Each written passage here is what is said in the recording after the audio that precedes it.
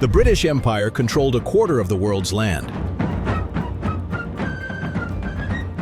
The Mongols conquered the largest contiguous empire in history.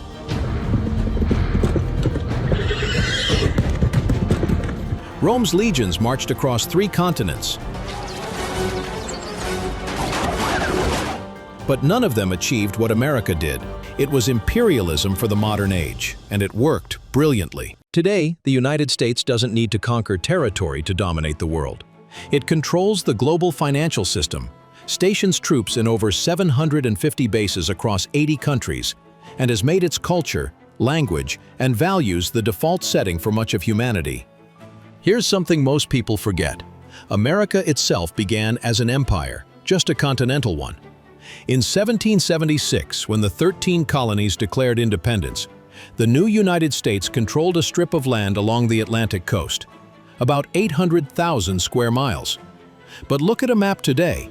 America spans 3.8 million square miles, stretching from the Atlantic to the Pacific, from Canada to Mexico. How did that happen? Conquest. Make no mistake about it. The Louisiana Purchase in 1803 doubled American territory overnight, bought from France, who had no real right to sell land inhabited by indigenous nations. Then came the systematic dispossession of Native Americans through treaties that were repeatedly broken, forced relocations like the Trail of Tears, and outright military campaigns. By 1890, the frontier was declared closed. Indigenous peoples had been pushed onto reservations, their population decimated from millions to barely 250,000. Florida was seized from Spain. Texas was taken from Mexico after American settlers staged a revolt. Then came the Mexican-American War in 1846, where the U.S. conquered California, Nevada, Utah, Arizona, New Mexico, and parts of Colorado and Wyoming, nearly half of Mexico's territory. This was traditional empire building, territorial conquest, ethnic cleansing, resource extraction. America learned the empire business at home before exporting it abroad. Here's what makes American hegemony so unique. Traditional empires conquered land, extracted resources, and planted their flags. The British ruled India directly. The Romans installed governors in their provinces. The Ottomans collected tribute from subject peoples. America does something far more elegant. It creates a system where other countries voluntarily align with American interests, where nations want to join American-led institutions, where even rival powers have to play by American rules. How did they pull this off? After World War II, American strategists faced a choice. They could follow the old imperial playbook, occupy countries, extract wealth, rule directly, or they could try something new. They chose the latter. Instead of colonies, America would create a network of sovereign allies. Instead of extracting tribute, it would build a trading system where everyone could profit. But America would profit most. Instead of forcing compliance through occupation, it would make dependence on American systems so deep that challenging them would be economic suicide. Let's start with the most powerful weapon in America's arsenal, the dollar. At Bretton Woods in 1944, America convinced the world to make the dollar the global reserve currency. Here's why this matters. If you're Japan and you want to buy oil from Saudi Arabia, you don't pay in yen, you pay in dollars. If you're Germany trading with China, the transaction happens in dollars. If you're a central bank anywhere in the world, you hold massive dollar reserves. This gives America extraordinary power. The US can print dollars to pay its debts. It can weaponize the dollar through sanctions. Cut a country off from the dollar system, and you've essentially cut them off from global trade. When the Federal Reserve raises interest rates, it triggers economic chaos from Turkey to Argentina. No armies needed, just currency dominance. But the dollar alone isn't enough. America's second pillar is its security guarantee. After World War II, America offered deals to countries across Europe and Asia. We'll protect you from the Soviet Union. We'll station our troops on your soil. You don't need to build massive militaries. In exchange, you align your foreign policy with ours. You open your markets to American goods, and you accept American leadership. Countries like Japan, South Korea, and Germany took the deal. Why wouldn't they? America was offering to pay for their defense. This freed up enormous resources for economic growth, but it also created deep dependence. These countries literally cannot defend themselves without American support. Today, the U.S. has mutual defense treaties with over 50 countries. It's not an empire in the traditional sense. These are sovereign nations. But can you really be fully sovereign when another country's military is the only thing standing between you and your potential enemies? Third pillar, institutions that look neutral but serve American interests. The United Nations gives America veto power in the Security Council. The International Monetary Fund and World Bank, headquartered in Washington, push economic policies that benefit American corporations. The World Trade Organization enforces rules written largely by American negotiators. NATO places American generals in command of a 30-nation military alliance. These institutions give American power a veneer of legitimacy. When America wants to do something, it's not American imperialism. It's the international community acting. When America enforces rules, it's not domination. It's upholding the international order. Finally, there's culture. And this might be the most insidious form of power.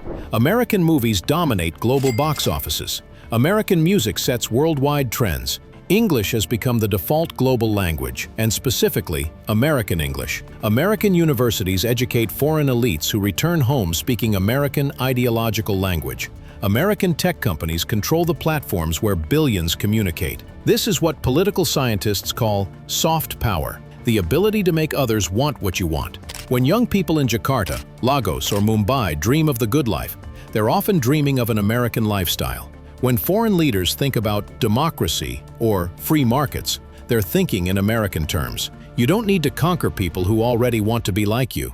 So how does America maintain this system? Let's be honest about the methods. Economic coercion is a favorite tool. When countries step out of line, America doesn't invade, it sanctions. Iran's economy has been crippled for decades, not by bombs, but by being cut off from the dollar system and international banking. Cuba has been under embargo since 1962. Venezuela's economy collapsed in part due to American sanctions freezing its assets. The genius here is deniability. America isn't attacking these countries. It's simply choosing not to do business with them. But when the global economy runs on dollars and American-dominated institutions, that choice is devastating. The alliance system isn't just about defense, it's about control. Take NATO. American officials will tell you it's a defensive alliance of equal partners. But look closer. America provides 70% of NATO's military spending. The Supreme Allied Commander is always an American general. Major decisions require American approval, and the alliance keeps expanding eastward, not because America is afraid of Russian invasion, but because it locks new members into permanent strategic alignment with Washington.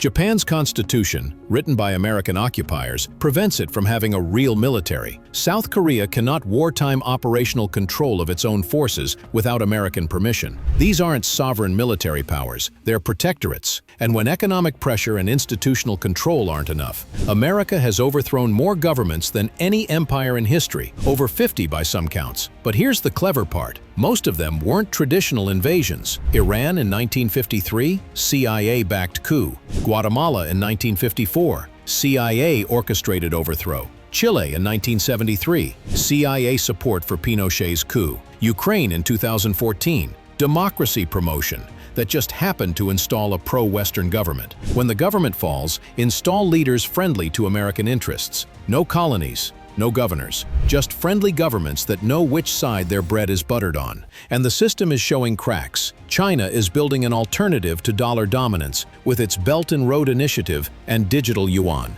Countries like Russia, Iran, and Venezuela are finding ways to trade outside the dollar system. The BRICS nations are discussing their own institutions to rival the IMF and World Bank. American soft power is declining too. The Iraq War damaged America's moral authority. The 2008 financial crisis revealed vulnerabilities in American economic management. Recent political dysfunction has made American democracy look less appealing as a model. Even allies are hedging their bets. European countries are discussing strategic autonomy from American defense guarantees. Middle Eastern nations are normalizing relations with China and Russia. Southeast Asian countries are trying to balance between American and Chinese influence. The question isn't whether America is an empire. It clearly is, just a uniquely modern one. The question is how long this empire can last. Traditional empires collapsed under their own weight. Too much territory, too many enemies, too much cost. The Soviet Union couldn't maintain its system. The British Empire bankrupted itself in 2 world wars. America's empire is more sustainable because it's cheaper. You don't need to occupy countries or administer colonies, but it still requires maintaining overwhelming military superiority, economic dominance, and soft power appeal. And all 3 are getting more expensive and less effective. But the real question for the 21st century is whether this system can adapt to a multipolar world, or whether we're watching the slow decline of American dominance. Because history suggests all empires end eventually, even the ones that don't look like empires. So, how did America take over the world without conquering it? By understanding that modern power isn't about planting flags, it's about creating dependence.